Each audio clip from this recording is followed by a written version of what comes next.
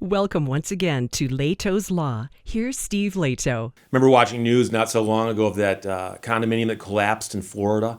Just a remarkable tragedy. Well, they've already reached a settlement, and it is amazing that they got a settlement this large, this fast, on a case that complicated. So Mark Phillips sent me notes. Says, Steve, check it out from the New York Times. Patricia Mazzei and Livia Albeck-Ripka wrote it. Surfside condo collapse victims reached $997 million settlement. The settlement includes insurance companies, developers, and other defendants, and it comes about a year after the tragedy killed 98 people. Families of the victims of the collapse of Champlain Towers South condominium in Surfside, Florida, that killed 98 people last year, have reached a $997 million settlement. It's almost $1 billion. To compensate them for everything that happened. The settlement was revealed in a court hearing Wednesday, and it's still pending final approval. But it has a bunch of people paying in, including insurance companies, developers of an adjacent building, and other defendants in the extensive civil case. This comes 6 weeks before the anniversary of the tragedy on June 24th. So this is, trust me, this is an extremely fast settlement. And it's a large one. And to get this much money that quickly is stunning. I'm shocked by this result, the judge said. I think it's fantastic. This, of course, is in circuit court in Miami-Dade County. This is a recovery that is far in excess of what I had anticipated. So the judge is shocked. It's a good settlement. Before Wednesday's surprise announcement, the judge had approved a far smaller settlement of $83 million to be split among condo unit owners for their property losses. No compensation had been determined for the families of the victims who died, who will now receive the $997 million. It represents a lot of money, said a man whose son was one of the few people rescued alive, but it's never going to bring back Jonah's mom. And of course, he's referring to Stacy Fang, who's 54, was the first victim identified in the collapse. So the son survived, the mother died. Nobody can deal with what I dealt with last Sunday on Mother's Day. That's not something any money is ever going to replace for him, the father said. Son is now 16 years old, and he suffered very, very severe injuries. How the money will be divided among the relatives of the 98 victims will be determined in the coming weeks. The National Institute of Standards and Technology is still investigating what caused the 13-story building to partially crumble in the middle of the night. There were 135 units in the building. The differing compensation for victims' families who lost loved ones and for survivors who lost condo units led to significant friction between the groups and to some emotional court testimony at a hearing in March where the two sides appeared to, on some levels, be pitted against each other. We know we did not cause that collapse, one unit owner said. $1 billion, if I were on the other side, would not bring those loved ones back. The funds for the $83 million for the unit owners will come from Champlain Towers South's insurers and the sale of the land. The building stood at 8777 Collins Avenue, and they're going to clear the land and sell it because the land has a lot of value where it's located. Collins Avenue is a very well-known stretch down there. The nearly 2 acres of beachfront property are expected to sell soon.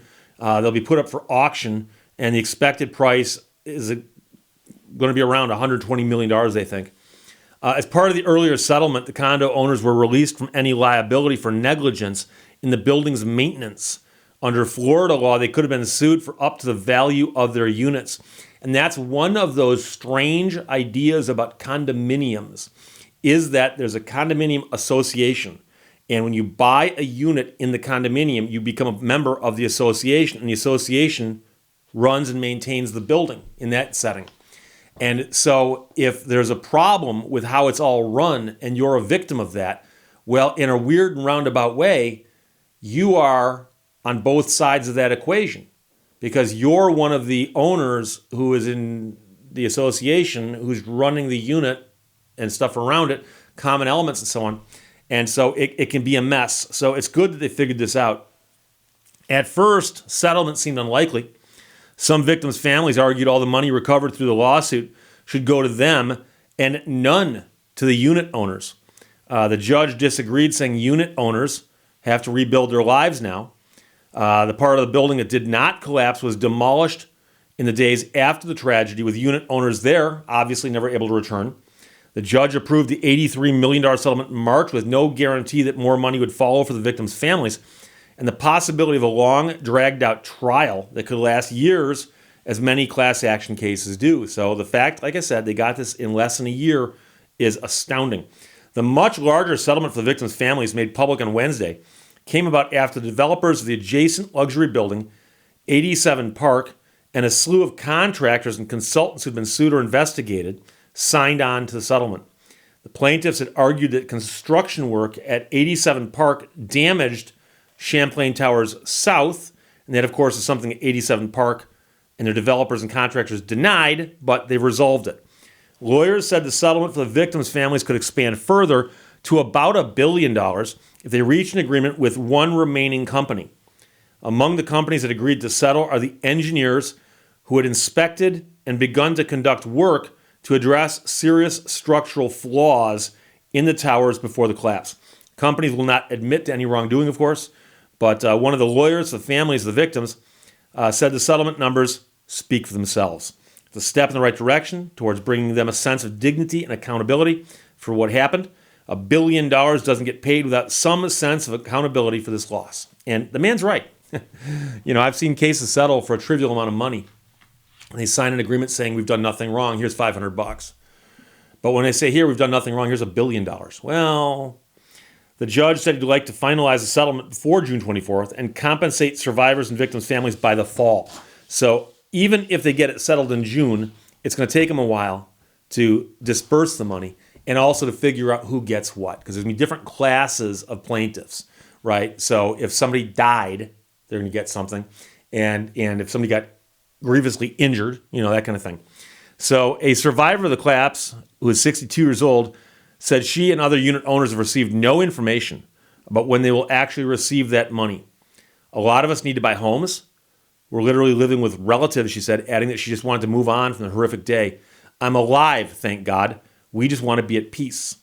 Another man who lost his mother and grandmother in the collapse said that he had mixed emotions about the settlement. I think it's the best result we could hope for given the situation. There's really no amount of money that makes everything right. Almost a year later, that man said the death of his loved ones still feels unreal and haunting. He says the video of the building falling still wakes me up at night.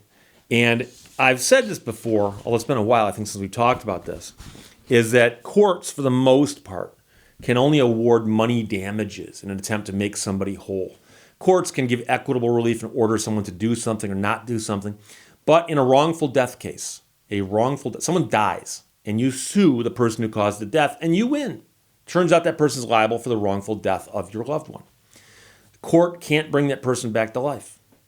Court can't throw this person in jail for a lawsuit. Now, if they committed a crime, possibly. But wrongful death lawsuits, what I'm talking about. So if you read the complaint, the lawsuit itself, in a wrongful death case, it's going to say, here's everything that happened. Here's why these people need to compensate us. And we ask for, and there's a prayer for relief. And the prayer for relief is always a number preceded by a dollar sign. It's a price tag. And many people, when you hear it reduced like that, almost feel offended. And they go, wait, you can't reduce the life of a loved one of mine to a price tag. You can't. I understand that. I'm a lawyer. I understand that. The judge also understands that. Opposing counsel understands that. The jury even understands that. But here we are. That's all they can do in a civil lawsuit is, in essence, cut a check. And I've had clients before, and I've known people who've handled very, very large cases of tragic facts, and they say that they'll get somebody an amazing settlement, huge dollar value, and they get the check, and it's kind of like, that's it. I mean, they're not going to belittle the fact that there's money that they can get with this check, but it doesn't compensate you. But that's the nature of our society. That's the nature of reality. That's life, okay?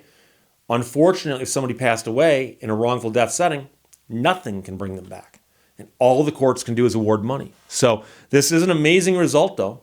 $960 $997 million. They think it might hit $1 billion by the time it's over. And they achieved this in less than a year since the accident. So that's pretty good. Surfside condo collapse victims reached $997 million settlement. Mark Phillip passed it along to me. It was in the New York Times. Questions or comments, put them below. Let's talk to you later. Bye-bye. Thank you for watching Lehto's Law. Heaven forbid a Toyota.